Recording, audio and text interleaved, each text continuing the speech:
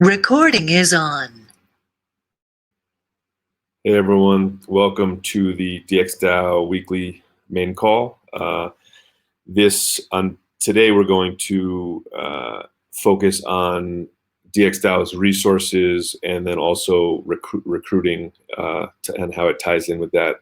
So I posted the agenda out last night on the forum, and then it's here on this document. Just to start off, so every couple of weeks we talk about the resources of DXdao, and we have lots of moving parts because we have all these different teams and squads and different products and things. So making sure we coordinate these and think about it big picture, I think, is quite important. And so before we talk about what we can do regarding recruiting and how to bring in resources and things like that, it's, John and I were talking that making sure that each squad has each products have roadmaps, products have budgets that they've outlined and so far. And so we did that generally on a call about a month ago. It was kind of an overview. Each squad really should have more details and timeline around probably those budgets and roadmaps. And so just to raise this point and discuss, I think we're going to want to put those budgets and roadmaps, harder figures around those. And so one of the factors of that is the status of each squad, right? So each squad leader currently knows their current status of what resources they have access to, and also you guys hearing me clearly? Just because it looks like my internet might be going slightly in and out, but as long as you can hear me, I'll continue. All good. Yeah, great. So identifying basically what current status is of each squad, and then what each squad thinks will be needed over let's say the next 6 months is the first step in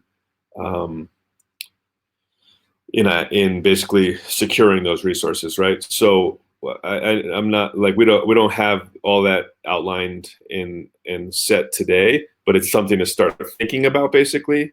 And it relates to this next discussion we're going to have around recruiting. So there's a general feeling, I think, that DXdao probably doesn't have all the resources it needs currently to accomplish all of the goals and paths that we're going down.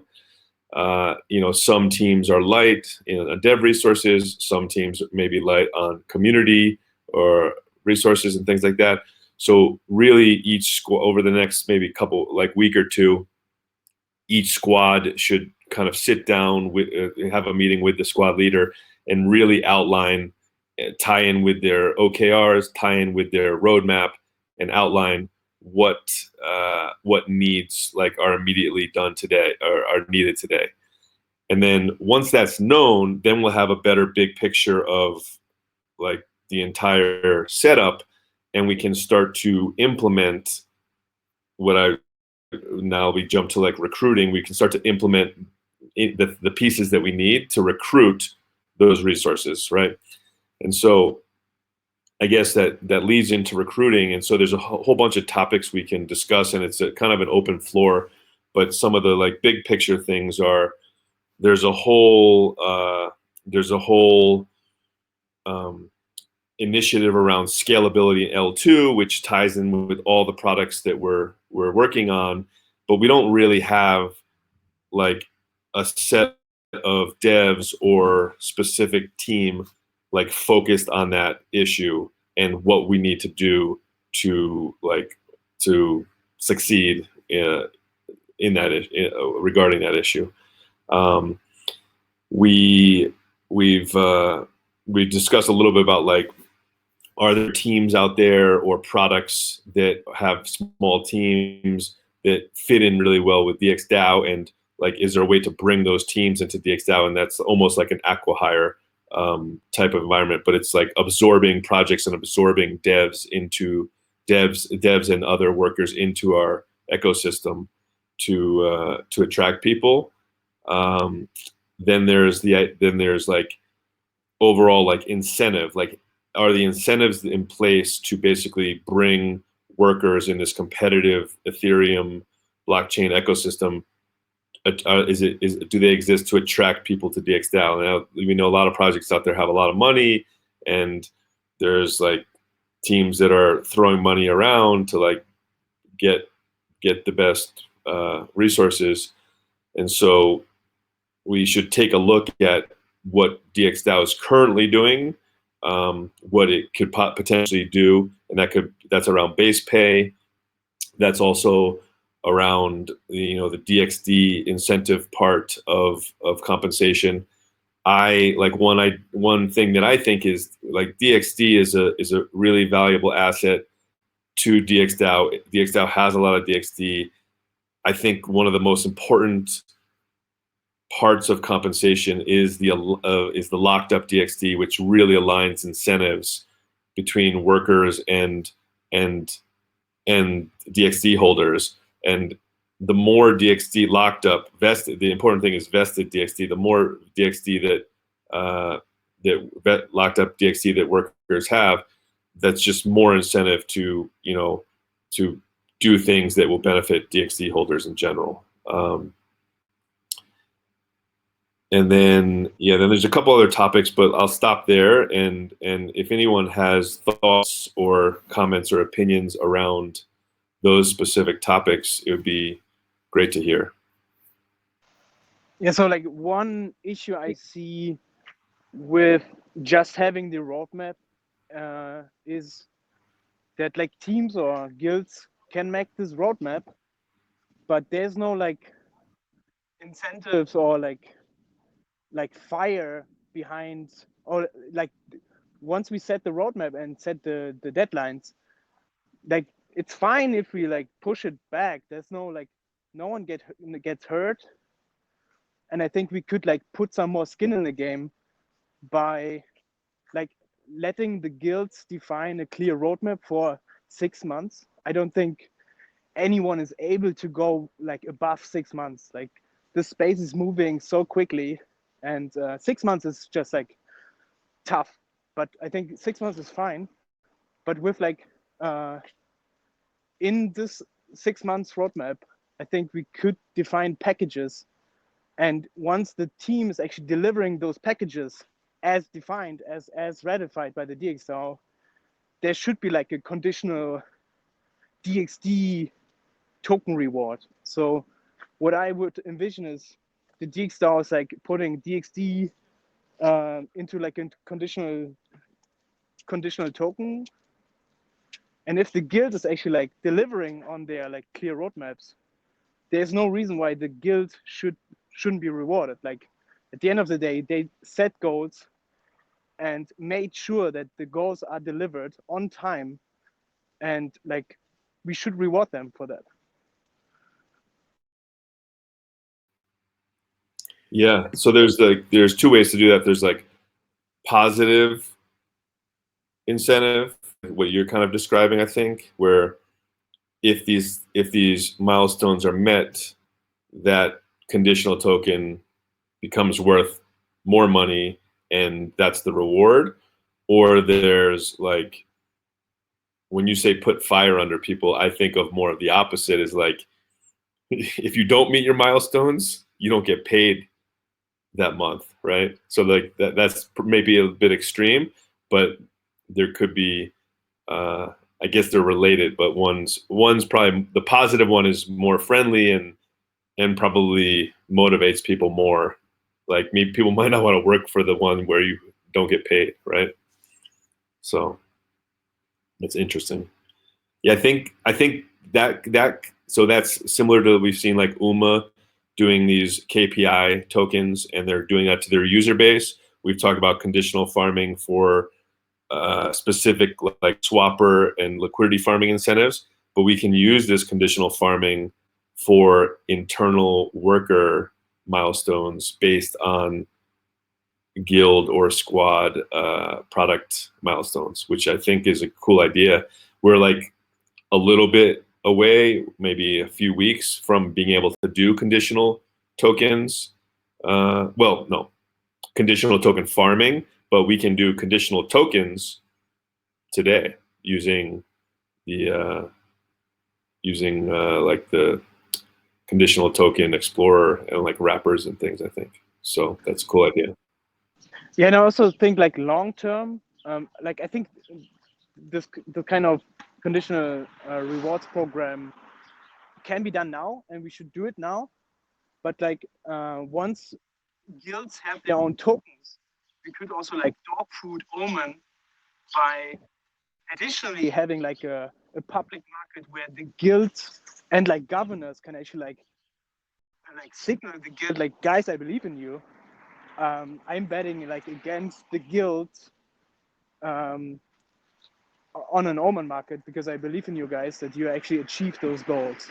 So like I think once guilds have their tokens, I think we should have like public markets where the guild itself is betting against themselves, but like, and with that, like the public market can participate in like the guild delivering. And I think working towards dates and being able to attach dates to deliveries will be good, not only for accountability, but also for coordination. Like there's a lot of things that we need to do across the squads, and like, you know, so delivery from one squad will like impact delivery on something for another squad. It also impacts, you know, things like scheduling, audits, and yeah, and like recruiting and all that. So like, I think we could use the weekly dev call to kind of help tie these like roadmaps together, and kind of, you know, like where individual squads are doing their scrum on a weekly basis, we can kind of have like a DXdao wide scrum built into the weekly dev call, where it's kind of like, you know, this, you know, high level, you know, farming ships on this date, like scalar market ship on this date, Omen token ships on this date. Like, how's that look? How do they tie together? It's going to be hard, but I think we need to, yeah, with a combination of, you know, providing the right incentives, but also, you know, doing a good job on organization. Like people need to know what it is they are individually responsible for, and like what part they own. And like, I think ownership is a key part of this, and working towards that. Yeah, that's actually like a super interesting point. Like this cross team collaboration. Like our goal is that like there are no teams against teams. Like our goal should be to do everything we can to like be bullish and working like cross team collaboration, and be like very positive about that. And like, for example, like we need the Omen Guild needs Misa to work pretty soon. So like theoretically we could have like a in this MVP roadmap, there could be incentives where like, if you guys deliver on that date, you're actually getting Omen tokens for like the future Misa guild. So like those guilds, they are getting like project specific or guild specific rewards to make sure like everyone is getting the best deal out of it and everyone is winning. In a way, I don't like, yeah, I'm more on the Augusto's side, the anarchist way, because I don't think it makes sense to like, you know, we bring in a lot of corporate stuff with this. And then if you decide what your goal is, then you decide the goal so that it's reachable. So I don't know, it's really easy to gain. And in a way, I think we count that our workers are like honest worker, and that they are like trying to achieve the best for the product. And so I don't like it so much, because, you know, for me, we just somehow, yeah, maybe you don't know, but looks like we have some problem with Rui. He somehow disappeared. And he told us, Nico and me, 2 weeks ago, that he has like some personal stuff and he will be back in 1 week, but we don't have any connection to him.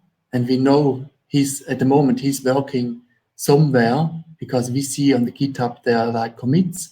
And Nico and I, we had like, now it's a very different topic, but it's just an example, you know. I lost like a smart contract dev, and it's not the guild's, or it's not my personal thing in a way. In a way it is, because I want to have a product at the end of the March. But in a way, now if I imagine I have like something, a roadmap, what shall I do? I can't, shall I do the work of the developer? Or I think it's just, I don't know what we want to try to achieve, because in a way, if we have this kind of coordination stuff, which it's nice to use Omen for this kind, and I agree, but in a way, if the guild itself makes their own target. So Martin, I think this is a great example of why the coordination is so important, right? Because there are going to be unforeseen impacts, right? Like somebody leaves, something comes up, we lose a developer here, right? And if you are dealing with that, like you shouldn't have to deal with that alone on the Mesa squad, right? Like we have smart contract developers on other projects. In a way, you know, my decision now is just, regarding Rui, we know maybe he's coming back, and then we have a serious talk, and then we will see. I think he will come back, because before I left, we had like the full-time worker, talk with him, and everything looked good. And anyway, but it's just at the moment, at the stage I can't recruit a new developer in a way. It's not possible, because now we have like a running team, and it works, and I want to keep the team working, and I don't want the distraction to onboard new developers in a way. But discussion now shift away. It was just an example. I just think in the early stage it's very difficult to do such thing. Of course, if you're an established team and you have a clear roadmap and you have a market, we don't have a market right now. You have a market which tells you they need stuff, they need additional stuff, and you are doing it for the clients. Then it makes sense. You know, you have the request from clients and users, and you see you need it, and maybe you even tell them, you know, you will finish that. And one thing I also see is maybe for Mesa it's also not so easy to recruit developers, because we don't have a product who is out there and people see it. Yeah, I mean, I think there are definitely trade-offs to each of these. So I think it's about like almost like a Rubik's cube of like how to turn a couple different tools that we have to achieve. Sorry to add, also in a way, it's if you think in Scrum, you shouldn't like overcommit.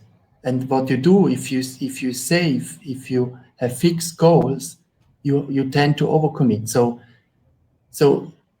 if you work in sprints and you make software, and then somebody from outside the Scrum team comes to you, or the Scrum team itself sets goal for certain milestones in the future with fixed date,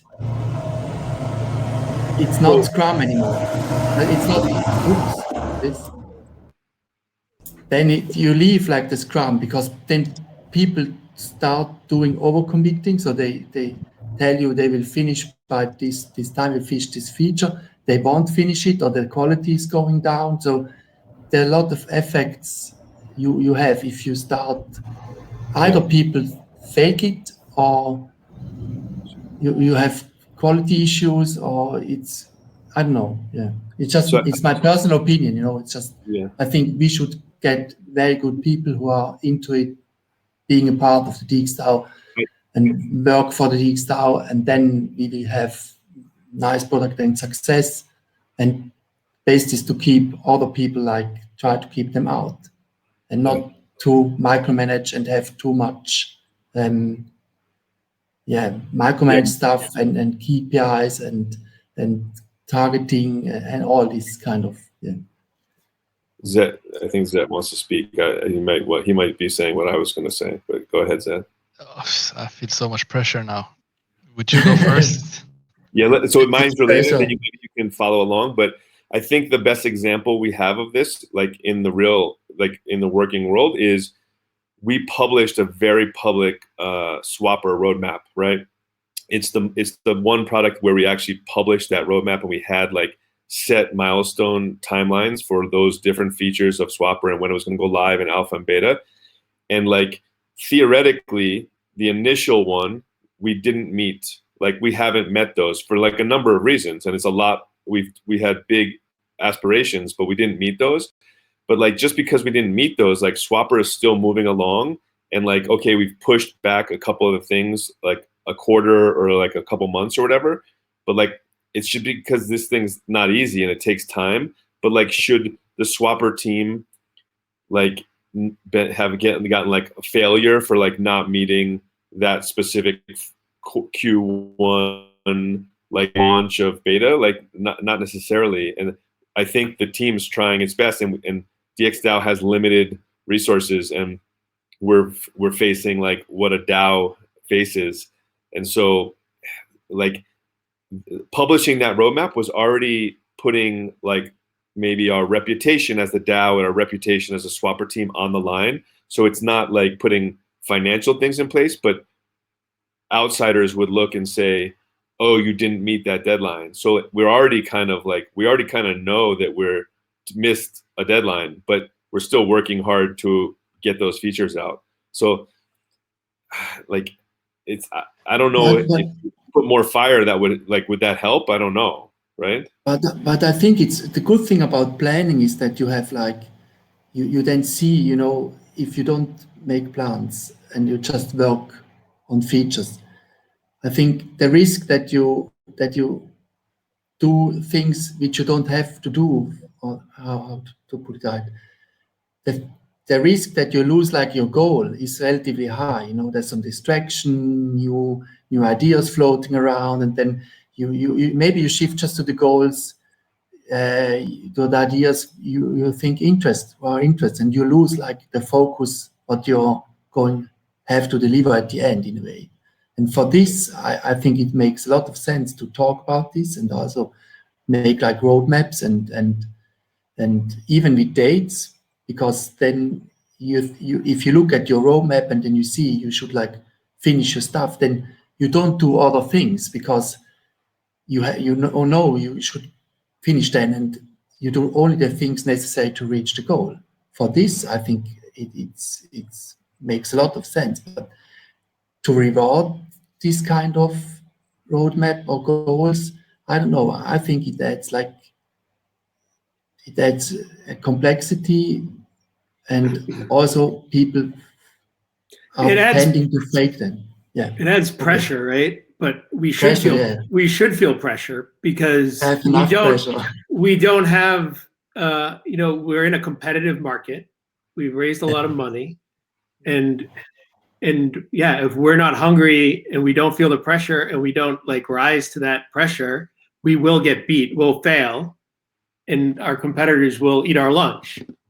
And we haven't made revenue, right? There's no revenue from any of the products except for a very small amount on Swapper. We have nothing to say. People should be embarrassed right now at the state of the DXdao products. And so, I mean, you have to ask yourself, what are you doing to push that, and what ownership? So like, I should be able to talk to you, Martin, like what are you doing with Mesa to deliver revenue to DXdao, and how are you pushing that, and like where, and like how is that organized?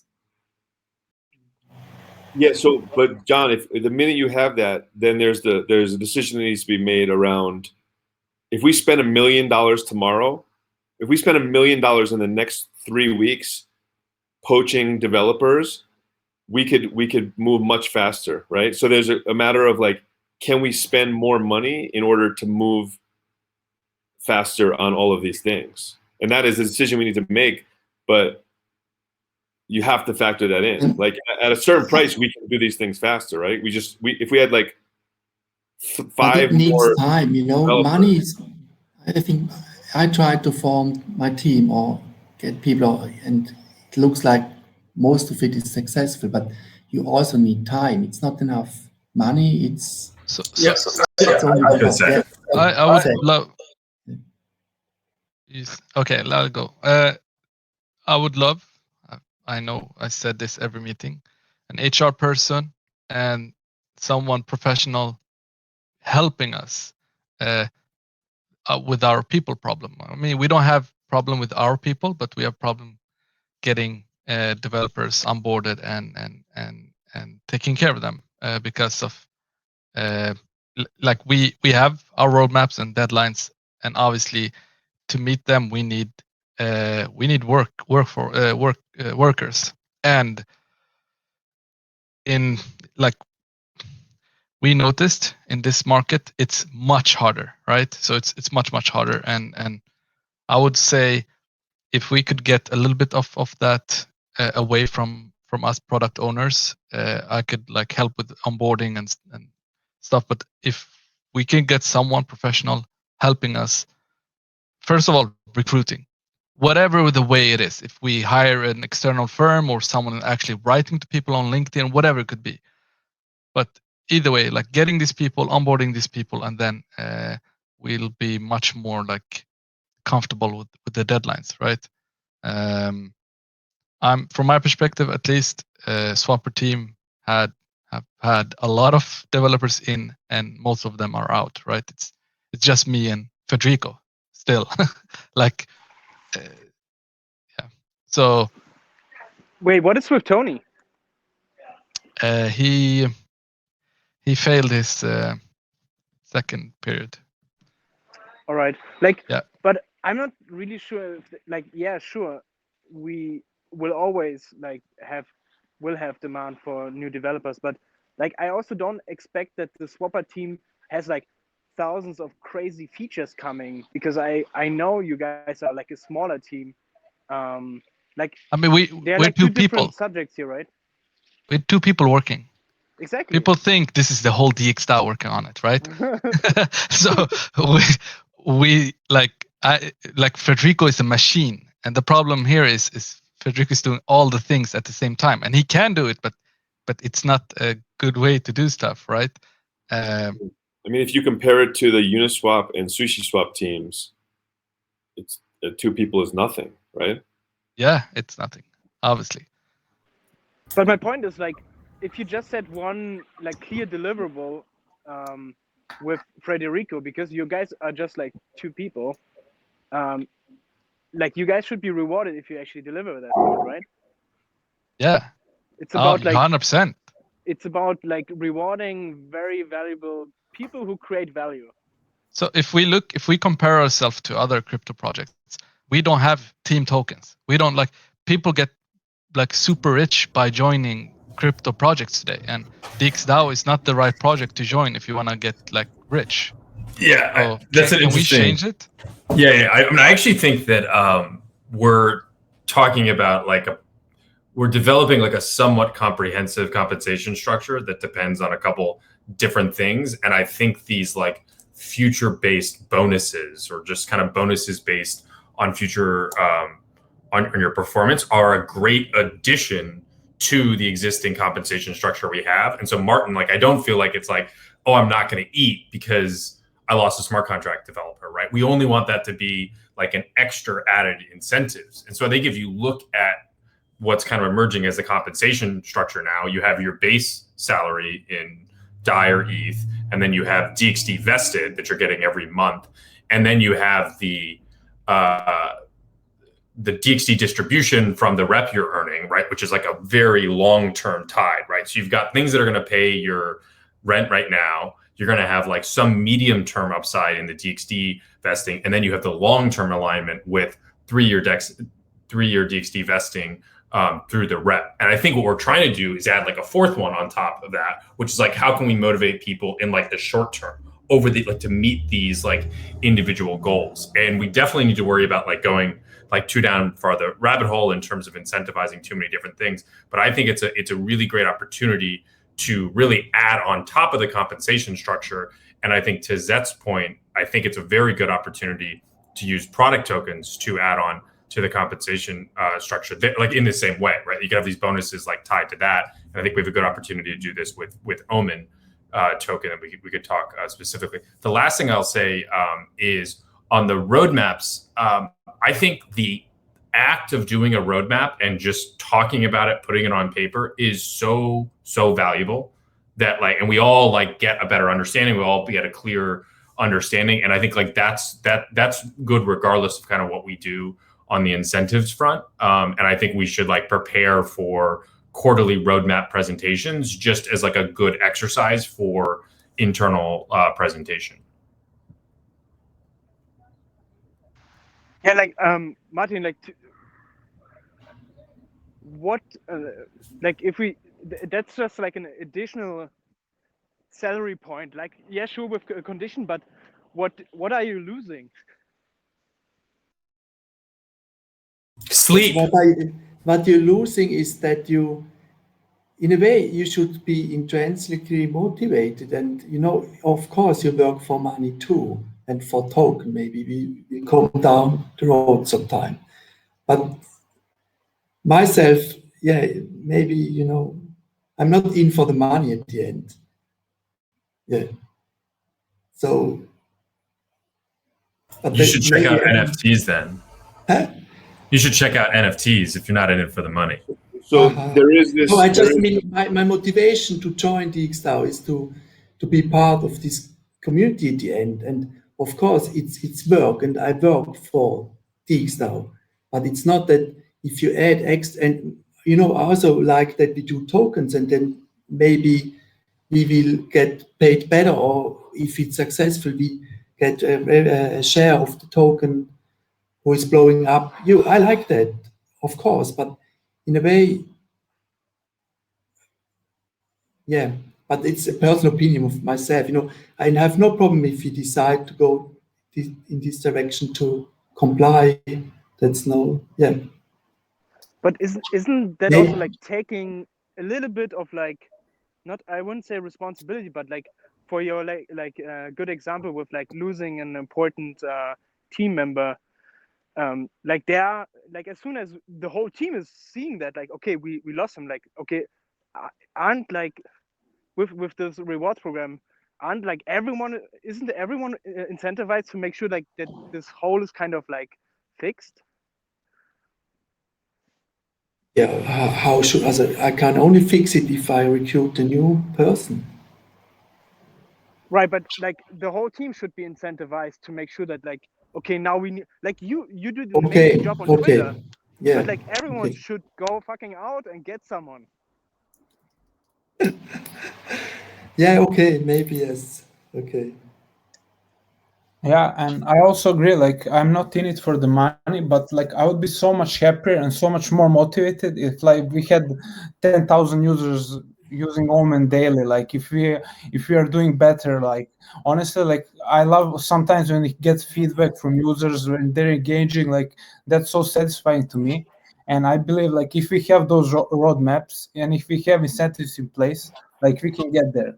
And I think like we will attract better people if we have more better products. Like Uniswap was built on Gitcoin grant of $150,000. Like I don't think we have like any excuse here. Yeah, so basically we have two problems. One is, should we get a headhunter or someone? That's the thing. This is a unique space, so it's not really an HR person's job to like. We need someone who can specialize in contacting people, and I don't, I think that's a unique job in and of itself, and I think it would be more of like a contractor role because we're in a bull market right now, so the demand's so high, but that might change in a little bit, and we might not need that person anymore. Yeah, and then of course I agree with the incentives issue, but I think we just need someone separate for that. I mean, obviously everyone look for people, but if we have all these deadlines for people to get products done, I want, it'd be best if people are concentrated and there's just some, usually separate entities does that. Yeah, so, like do we actively look for people right now? I stopped because I had my team and then I had to concentrate on other stuff. But is somebody really trying to get more people right now? Yeah. Always. So everyone's like, DXdao needs people, right? Now everyone here has a lot of contacts in the ecosystem, right? And like when you tweet out that you need people, right? But the question is, are the incentive, like, is the base pay and the incentives to come work for DXdao instead of another project, are they there, right? I think yes, because you get a decent amount of money. You have some upside with the DXD. It's internationally in a way, yeah, it's competitive, and I don't know if you want only if you want people. Do we want to attract people who want to get rich? That's their main motivation to join us. I don't know. Is I this mean, I not just the care that base they work. salary? Pardon? I mean, what their motivation is, we shouldn't care about it. As long as Okay. they a part of what we believe in, and if their motivation is recognition, money, or Yeah, building something okay. great, I would say, like I've noticed. Obviously, the people that I work best with is people actually caring about the DAO, right? They actually interested, not just the money. Like, but it's gonna be hard trying to find these organic people that just come to us. It's gonna take time, right? And to like we're probably gonna have a lot of these people when we like release product, release updates, do collaborations, partnerships, stuff like that. But right now, we're not doing that much, and I would say, yeah, we need some And people in a in way, there. we had other people. This Tao, this Chinese guy, I think we lost him, or he's not Yeah, active anymore. And somebody has really to work with these kind of people. You have to babysit them in a way. He maybe is the right guy because he was into the Tao. It was one of his interests.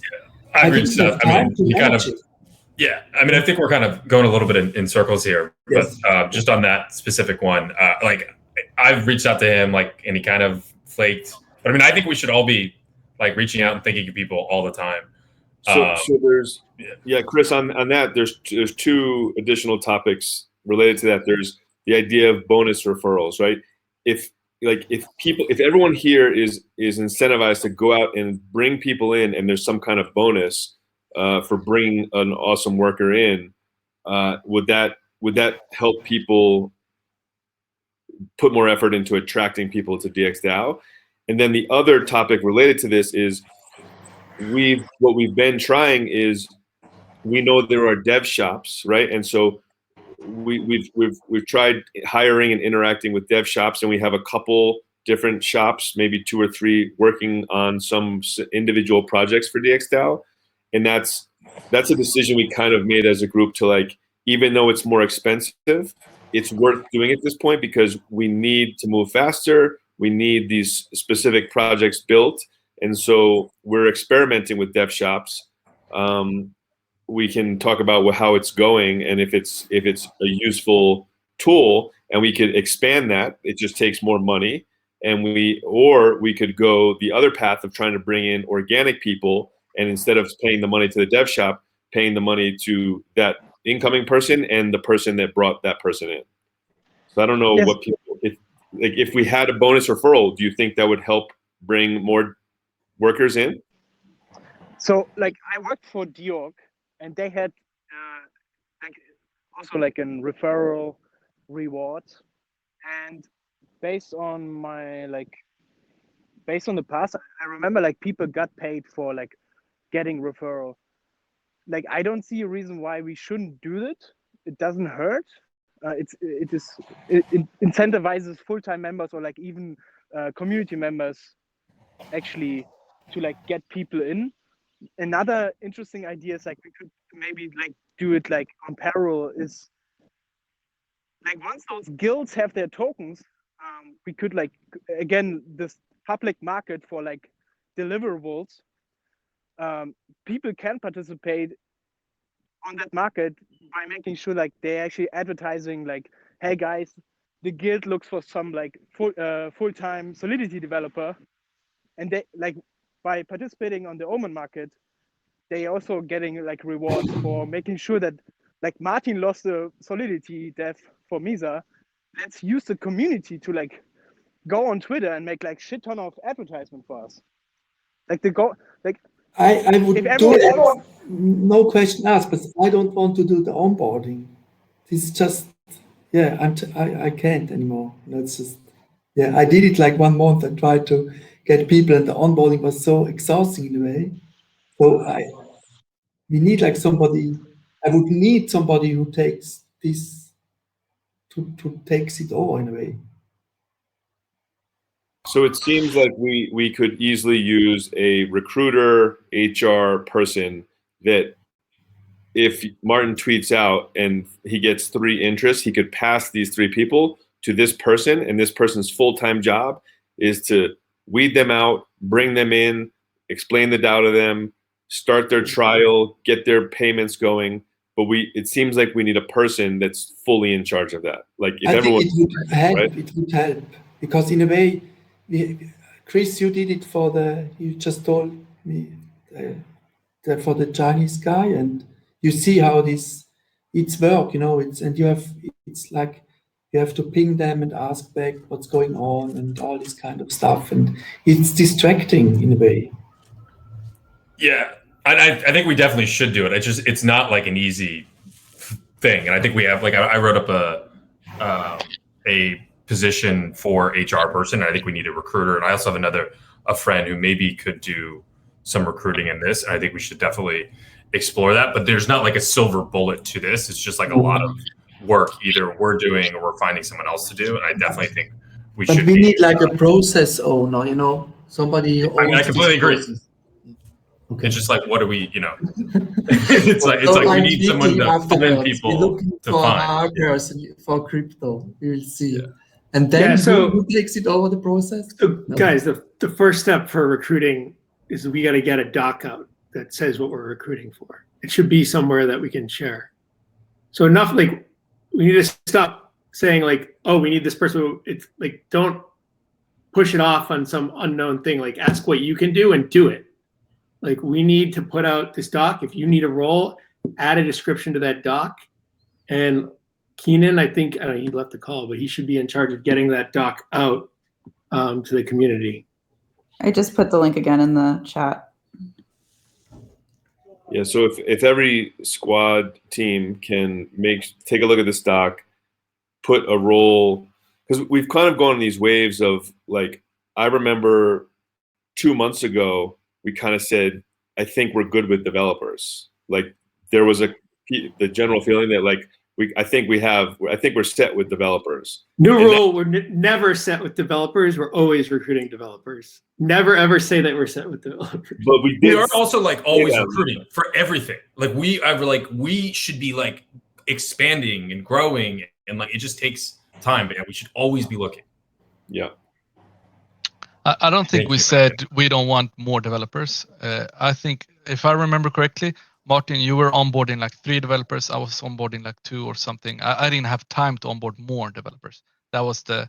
In any case, it doesn't matter. We should be focused on the future here. Like enough making excuses and talking about the past and talking about people that need to be doing stuff.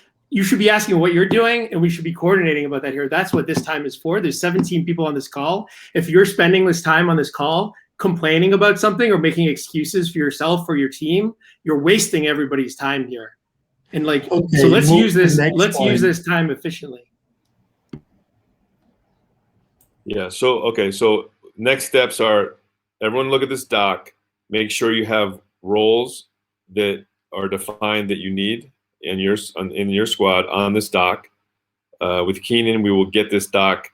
I think we should do some paid. I think we should do this, put this doc or a link to this doc through with like on Week in Ethereum or maybe the Opolis job board, and put this doc out a few different places. We can tweet it out as well. Community members can tweet it out as well. And then we're going to get a lot of incoming, hopefully, we're going to get a lot of incoming interest. And it could be soft interest. We have a specific place, like they should join, we have an incoming process already, kind of like come to the the general introduction Keybase channel, and then if they express what they do and what their interest is, like squad leaders at this point or members of the squad, any member of the team should like reach out and try to pull and learn about that person and maybe decide how to like pull them in, because we're going to have to do it in a decentralized way because we don't have a single person that's overlooking this at this point. But if we have 20 people that are interested from this doc and they come into our community, and then it's like we need someone to help figure this out. Like one of those, I think people will come and see, and one of those people that comes in could be that person that becomes the HR person, right? So those are like hard, immediate next steps, I think. I tweet right now. And then I think publicly, maybe each squad publicly putting out a roadmap in the way that Swapper had published like a graphical roadmap. We have roadmaps for each of these products.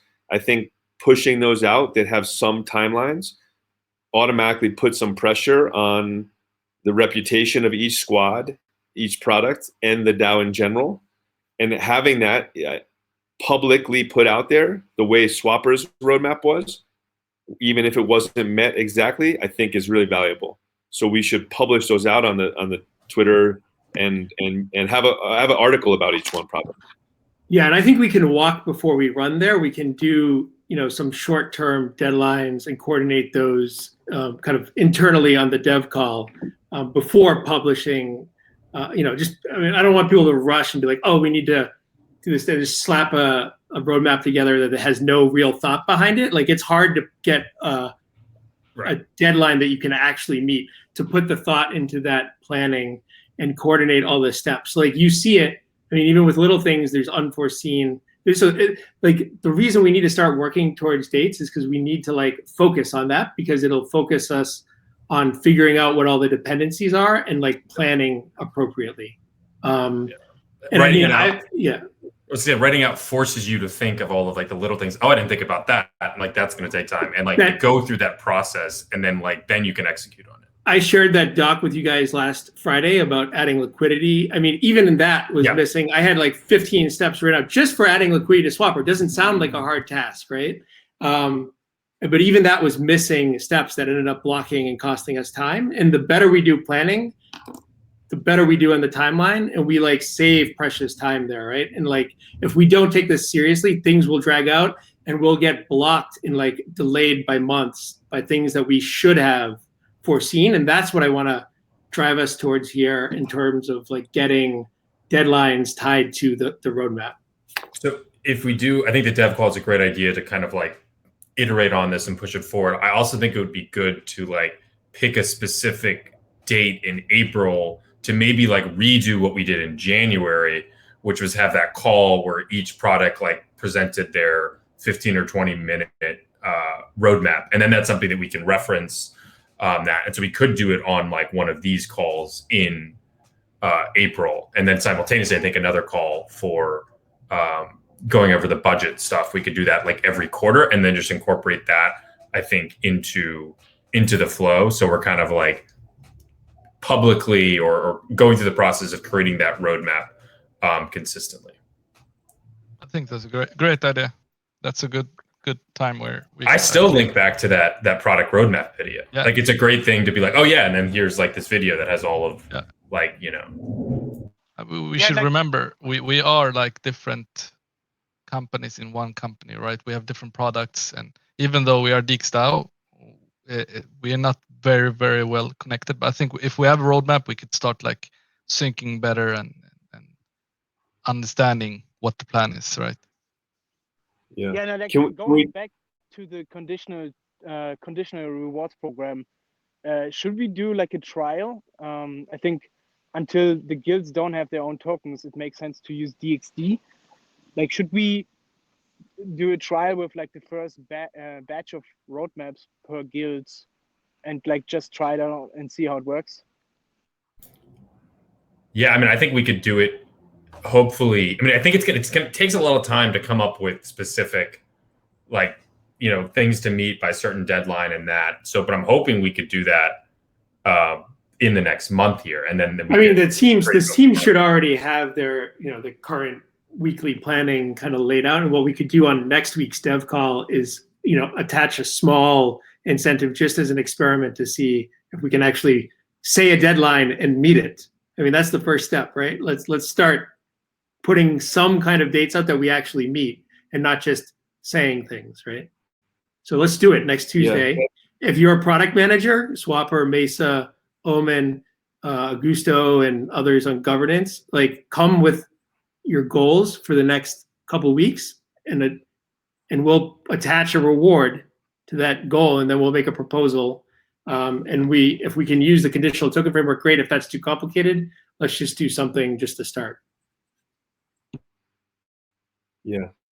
And can we talk a little bit briefly about DXdao using dev shops? So we have like a Block Rocket working on a certain project that's been slowly moving along. What happened there on Block Rocket? So they're just that's slow. still going. That's a one-off project. They're doing it. They've got the more interesting one to me was we were going to use an asset from Quellcode to basically join one of the product teams, right? Was it Swapper? So yeah, so this is Swapper. Like people were saying, it is only Federico right now, but we are trying, and there's a couple of guys, Benjamin Brown, and this guy Patrick Callister from Quellcode that are both kind of set up to start working on Swapper related stuff, and they both had medical related issues come up for either them or their family last week. They kind of took them offline for last week, but this wasn't like some of the stuff that we've had trouble with where people just disappear. Like these are like actual, stuff does happen, and these are actual medical things. And we met with Ben this morning, and he's starting to work on DXstats, and Quellcode guy Pat should be back up and running next week. Cool. So the Pat example for me is a really interesting experiment because we're basically hiring a dev from a dev shop to basically join the team of Swapper. And once he's up and running, he should be a full-time dev, just like a solid DAO member of your team. If that works, we have the ability to do that more. We can say, we want now 3 assets. We want 3 of your developers because we have 1 on each of the products. And so we don't know if it works yet, but if it works, it's a really good way to scale an immediate asset, a full-time asset on your product that then a month from now, if you don't need it anymore, you can actually turn it off, right? So I would see these. I would see these as slots that we want to replace. Like even if we have these, meanwhile we're looking for devs. We are at least like moving forward, right? It doesn't matter. Like it will cost more, but it's either that or we're not moving. So I think that's like a perfect way to do it. So some I guess it's VCs, but some other people have this like entrepreneur in residence, which is basically like they're just paying someone to like work there without a clear idea on like what they'll be helping to. And a lot of times they will like work on a product that will then be spun out. And I'm thinking the same thing with like a developer, like again, being like open to always accepting like good people and then just figuring out how we can work with them or make it hospitable to them. Yeah. I mean, I talked with like these Ether, what's their name again?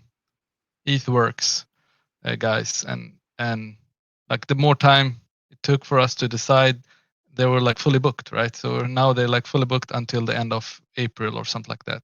So I would say specifically finding these devs, like it's we should fill out those spots if we have them, and if we get developers, then lucky us, and let's like replace these contractors and get workers.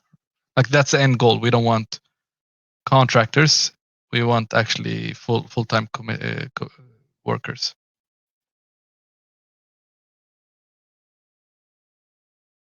And let's see how it works. I mean, Swapper could be the experiment here.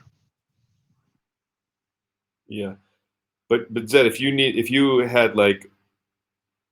3 full-time developers for the next 3 weeks, and then you don't need them anymore because Swapper is launched and ready, the dev shop answer is the best thing for that, right? I mean, in our case, I would say if the developers just like looking to work and not actually caring about the product and what can be made for it, I would say if we get self-driven developers, we always need them, right? But if they always need a design or something to do from our product owners, that like we need to plan every specific, or else they just sit there. Yeah, then yeah, a dev shop is better. I mean, we need to find right people. Like I think from my side, yeah, we could plan stuff much further, like 6 months ahead. That's no problem. But we have stuff that needs to be made now, and yeah, the stuff that I planned 6 months from now is not like designed or specified. We can't just give it to someone to start working now. Yeah, and here's one suggestion, like for bounties, for example. Like I know people that work in companies, crypto companies, that would probably do some work on the side. So I would suggest like we have at least like maybe $2,000 worth of bounties in every project we have, and it should be very clear. Like this issue you complete, it should be in the title how much money you get if you complete this issue, and once it's merged to the master, or I don't know, some production branch, you make proposal and you get the money. Like it should be that simple.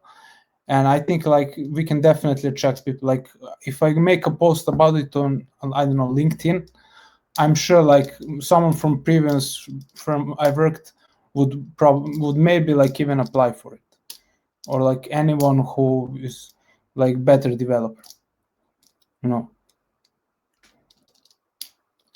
Because right now I don't think we have much bounties for like contractors or someone who just wants, you know, some quick money. Yeah, I mean, this is Gitcoin is built for. Like we could leverage Gitcoin ecosystem. Yeah. I'm not 100% sure like how it works there. Okay. Yeah, I think the bounties are important in terms of having something to give like people for their trial period. Like I don't know if it's the most efficient to try to like scale up bounties like at this point in time where we're kind of strapped for everybody's time, but having work ready to go for new people is important. Yeah, so we see that with Omen. Like there should be like I think I'm that's not the first time I'm saying that, but there should be stuff lying around where like a new dev is just popping in, and they just like based on the skill level, the project lead should just like, okay, you can try this. It shouldn't be part of like a priority list, because you don't know if he's gonna execute or not. But if he does, it's awesome for the project, and he can just like continue working on stuff. And I think there should be like a variety of bounties for like different skill levels for each project.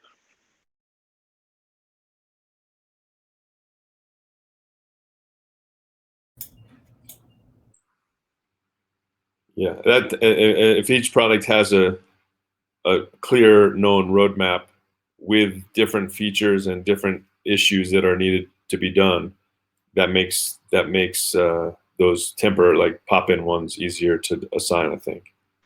And I guess that's why like I'm not really doing a great job with like onboarding, I guess. But like that's how I do it. It's basically like someone is reaching out to me and I'm like, okay, just take that task. And if he's coming back and is delivering, then I'm like, that's like a clear signal for me that I need to take care of it. And that's why it seems like that's why it's easier for me to like onboard people, because I just delegate them a task and like have fun for this week. Well, and those are the people we need. We need self-starters who can take a task and deliver it without hand-holding, right? But exactly, in order to do that, we need to have the tasks available and easily discoverable. Cool. So, yeah, I know this is a hot call, but this is a really useful conversation and call. I think we made some progress. We're going to get this doc with positions out there, and then we'll, discuss more, maybe in the dev call on Tuesday. the other needs that each squad determines. So You know what? should there be like a rough roadmap per project on coming Tuesday? Say that again. Say that next again. Tuesday. Like, should there be a rough roadmap for the next 6 months? It doesn't need to be like crazy detailed. I don't expect that from anyone, like even from Omen. But I think some kind of like like Yeah, I think bold goals. put together what you have as the product manager, project manager for your product, and let's do that at the beginning of Tuesday's dev call. Like it 3 months, 6 months if you have it, but yeah, just kind of like what are the high level features that you're working on? So how I did it was divide each quarter in 3 pieces and combine the last. Like if we'd want to do 6 months, it's probably hard to plan exact, like not exact deadline, but like the 3 first months is easier, and then the last 3 months I combined to one, right? So I just call it Q2 or something like that. So early Q1, mid Q1, end of Q1, and then the Q2 will be just one, not super detailed. Yeah, sounds great. Yeah, like 3 months trying to be detailed, and then the rest is like packaged up. Yeah, that is. I would say that's good enough. I mean, stuff is changing so much also in our world. Like we have L2 super relevant now. Like 2 months ago, barely any talk about it. Yeah, stuff is happening, and we moving around on our roadmap, and so for 6 months it's gonna be hard to like do specifically which month. It's gonna be hard.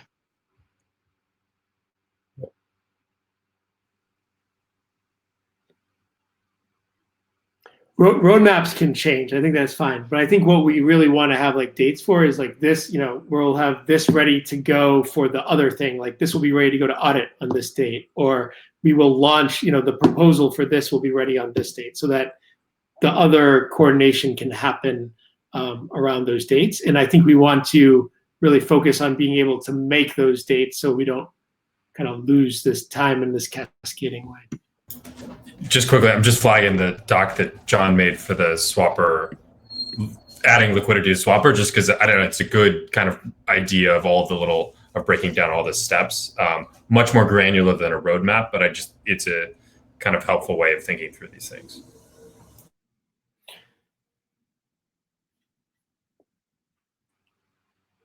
I mean, Cool. something I would like to talk about, not now, this is a bigger talk, is making DXdao more to one team, right now it's hard to talk about like, hey, Omen team has these resources, and they are part of DXdao. We should be able to use them on Swapper, right? But I mean, it's not been a problem if I ask Geronimo like, hey, I need a developer for a week. It's not been a problem before, but it should be maybe something to think about in the future. Like, how do we want it to be, right? And also, if we have these roadmaps, maybe we could do like resource planning in between squads. Yeah, that would be interesting.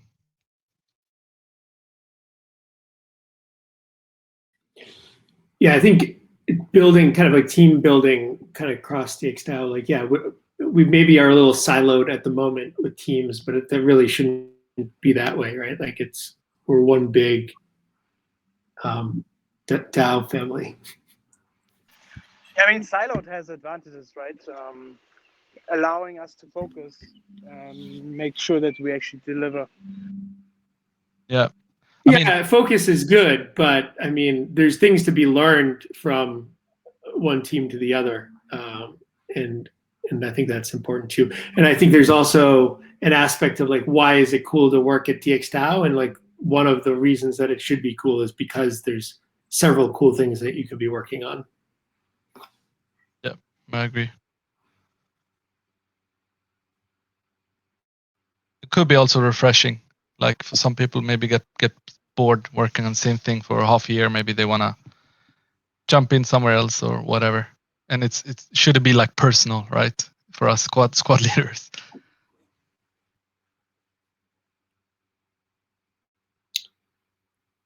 Great. Well, thanks everyone for joining. Thanks community. See you on Thank you. Discord. Bye, guys. Bye. See ya. See you guys. Bye, guys. Yeah.